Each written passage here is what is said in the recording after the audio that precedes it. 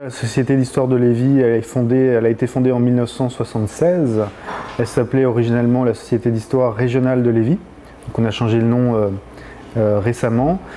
Qu'est-ce qu'on fait? Eh bien, on fait la promotion de l'histoire, du patrimoine lévisien. On répond à des demandes diverses et variées sur l'histoire lévisienne. Ça peut devenir de la part d'historiens de la ville. On a des archives photographiques, on organise des conférences, différents événements, des tables rondes, des débats. Surtout que ça touche à l'histoire de Lévis, au patrimoine de Lévis, ça nous intéresse et on risque d'être dedans. Tout a commencé en fait avec Claudia Mendez qui gérait à l'époque la Seigneurie de Lauzon, donc le magazine, la publication de la Société d'histoire de Lévis.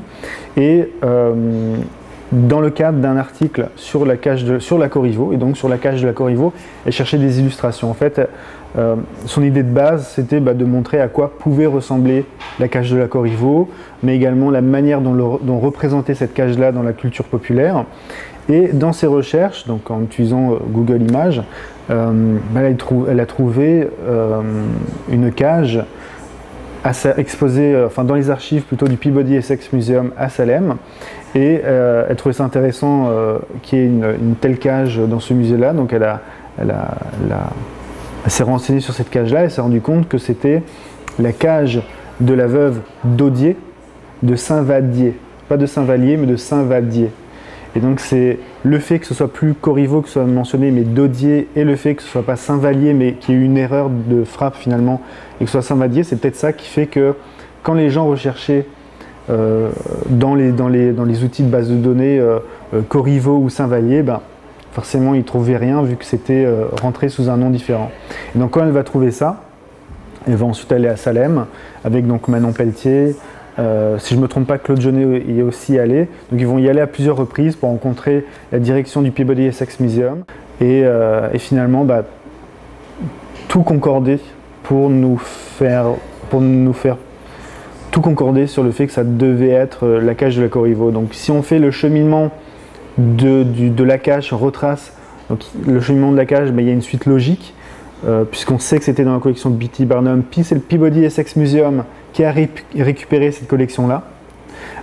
Et puis le fait qu'elle ait été étiquetée Daudier, Saint-Vadier, c'était quand même des indices qui, hors de tout doute raisonnable, nous permettaient de penser que c'était vraiment la cage de Marie-Joseph de Corriveau. Avec le Peabody Essex Museum et le Musée de civilisation de Québec, on a rapatrié la cage, on a temporairement rapatrié la cage au Québec à des fins d'exposition et d'authentification. Et une fois qu'elle est au Québec, en accord avec le Peabody Essex Museum naturellement, eh bien, ça s'est transformé en rapatriement final. Donc maintenant la cage appartient au musée de la civilisation puisque ça devait être transféré à une institution muséale. L'authentification, c'est simple, c'est le musée de la civilisation qui crée en fait une sorte de communauté avec différents experts, des historiens, un métallurgiste, ce genre de personnes qui sont très spécialisées. Dans ce comité, il y avait naturellement des gens de la Société d'histoire de Lévis et on cherche simplement des preuves pour affirmer, hors de tout doute raisonnable, que c'est bien la cage de Marie-Joseph de Corriveau. S'il y avait 36 000 cages au Canada, ce serait problématique, mais on n'a pas eu 36 000 des cages en Amérique du Nord. Donc d'emblée, le fait d'avoir une cage en Amérique du Nord, il y a déjà de fortes chances pour que ce soit la cage de la Corriveau, mais en plus, tout le reste concordait.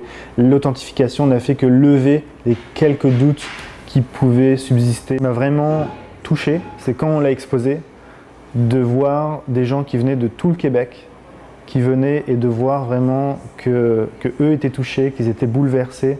Ça, c'était pour moi, c'était le moment que j'ai trouvé extraordinaire.